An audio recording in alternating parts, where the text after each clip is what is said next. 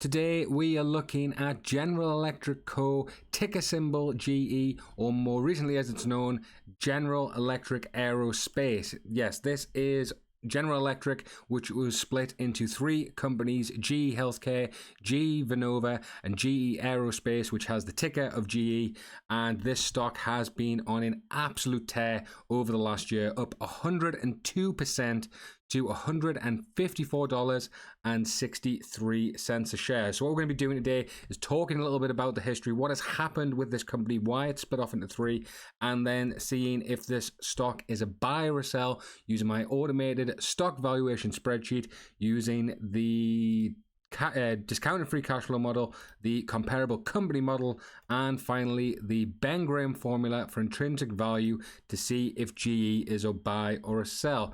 So yes, as I said, GE was originally one company and it is split into three, breaking away from its storied past here as the article is Reuters. This is a 132-year-old conglomerate, one of the most valuable companies in America, and was sort of the symbol of American power.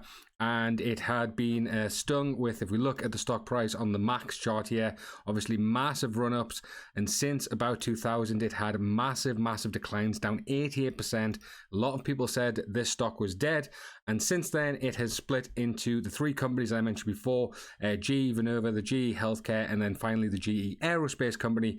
And we will be looking at the Aerospace company right now. So if I just go back to the share price over the last 5 years, it is up 23% in that time. If we compare that to the market in that time, obviously no surprise what's happening here, but it's completely destroyed the market in that time. Over the last year, a similar story, up 100% to the market's 23. And if we go to the max chart, just out of interest, you can see it was pretty close, and the market actually overtook it as those downturns back in, basically from 2000 onwards, the market caught up to it, but since on then it has had a massive increase. So let's get into my automated stock valuation spreadsheet. If you're interested in this, links are in the description, and subscribe as well. So firstly, we will put in the ticker GE, and what this will do is we'll load up the company's financial data, and we'll have a little look. So price 154, as we said, market cap 170 billion, PE ratio currently of 20, which is actually lower than the market average, which is around about 28. So that is a good thing to see. Earnings per share $8 a share, beta of 1.31, 1.1 billion shares, and currently analysts have a target price of 166. Earnings is very soon, I believe it is in a couple of weeks, so it'll be very interesting now the company has split off. Dividend yield 0.72%, which gives you about $1.11 a share. Total dividend 1.2 billion, and it is a very safe dividend of 12% or 33% on the free cash flow ratio.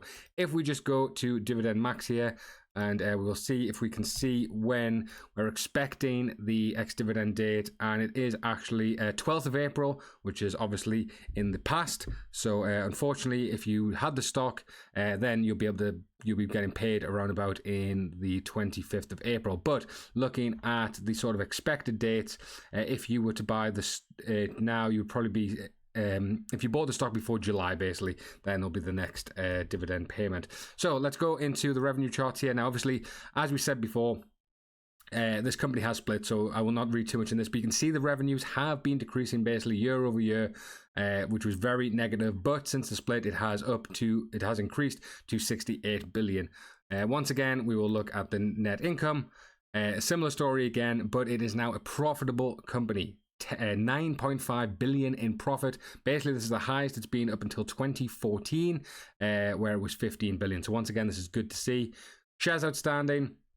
Once again, they have been buying back their shares. Recently, they have a small buyback, but not too much.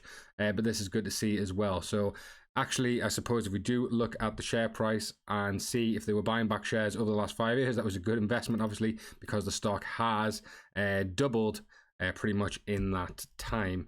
Next, we'll have a look at assets versus liabilities. You can see the liabilities has constantly been decreasing, especially more over the last few years, but these asset numbers are, you can see about 60 billion as well. Free cash flow, same thing I've said all the time. You can see here that it's been decreasing, and then from about 2016 negative numbers here, but more stable in recent times of 4.5 and 4.7 and 3.6 billion. Now we'll have a look at discounted free cash flow model. This is using a way of calculating stocks based on the expected future free cash flows given a value of today. So currently, stock price of 155. Based on averages, this actually gives $36 a share. So let's have a look at this and see kind of why it's given us that number. So obviously revenue is all over the place with the earnings coming up next time. I think that is going to be the pretty key one. But let's just say they can grow at about 14.5%. Let's have a look at what analysts are saying actually. Analysts on Yahoo Finance are sort of expecting, well, 25% growth. Wow, that is a massive over the next 5 years. So let's bump revenue up a lot more. Net income margins, I would say that's a fair amount here. Looking at about 15%. That puts it at a $54 stock, still far away. And finally, net income to free cash flow. Well, the problem is this number is kind of all over the place.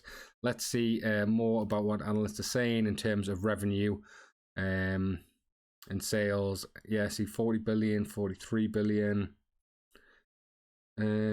Yeah, so it is quite difficult to say with this being new, but let's just say they're off their previous number, which was 20%, it's still a $54 stock. So discounted free cash flow model says actually this stock is not a buy, but this is why we have multiple ways of measuring.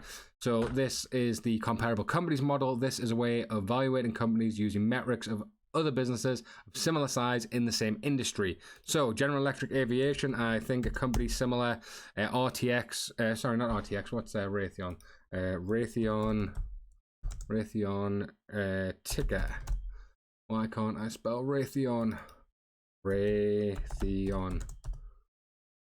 RTX. Oh yeah, it is RTX. My mistake. Oh, RTX Corporation, formerly known as silly me. Lockheed Martin, LTM. I should probably not try and remember these tickers off the top of my head and write them down, but you know, c'est la vie. And finally, Boeing. So what we're looking at here is sort of comparing the enterprise values, the revenues, the growth rates, the EBITDA, which is earnings before interest, taxes, depreciation, amortization, net income, profit margins, PEG, which is price earnings growth, which is Peter Lynch's ratio. One is fairly valued, over one is overvalued, and under one is undervalued. EV to revenue, EV to EBITDA, and PE. So actually, if we look at this straight off the bat, the problem is Boeing is not currently a profitable company. So let me just find another similar company which we can compare them to. Actually, what we'll do is we'll just go here and we'll look at this. This is why I made this sheet. So RDX and LMT. So if we're looking net income, more profitable. Growth rate, obviously negative. I think this next earnings is going to be pretty key for General Electric, Aerospace, to see what is their revenue growth, and kind of then we can forward that out. Profit margins are actually the highest, 14% compared to 4.6 and 10. PEG actually the highest, 2 compared to well, actually, I think we'll do a video on RTX later in the week because that is actually lower. So we'll see what they said Peter Lynch's metric says about that. EV to revenue about the same. EV to EBITDA, second lowest one, and PE is the lowest there. So actually, if we look at PE ratio, because of RTX's very high PE ratio, it puts it at a buy. But then really it's saying it's about fairly valued at the minute, $150 a share. What I want to do here is actually compare to Boeing, because obviously Boeing's had a lot of trouble at the minute, and I think they are very direct competitors. I was looking, Boeing's historic sort of PE is 20.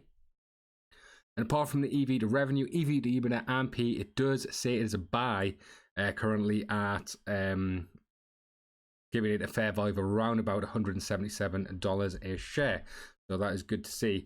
Next, we're going to have a look at the Ben Graham formula for value investing. What this is a way of valuing a company, looking at earnings per share, growth P of a non-growth company, AAA bond yield, and then the corporate bond yield. So currently corporate bond yield is around about 5%. I assume this hasn't changed because I check it every other video, and it is always the same until it changes.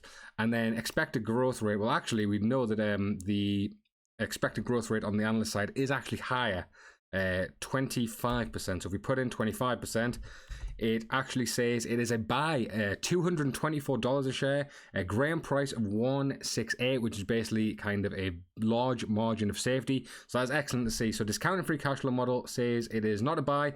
Comparable company models say it's about fairly valued, but compared to a Boeing, it is a buy. And then the Ben Graham formula actually says it is a buy as well. Right guys, thanks for watching. If you're still here in this video, please check out my Patreon. Links are in the description. Subscribe, like, and all that fun stuff, and I'll keep releasing videos. I'll catch you guys next time.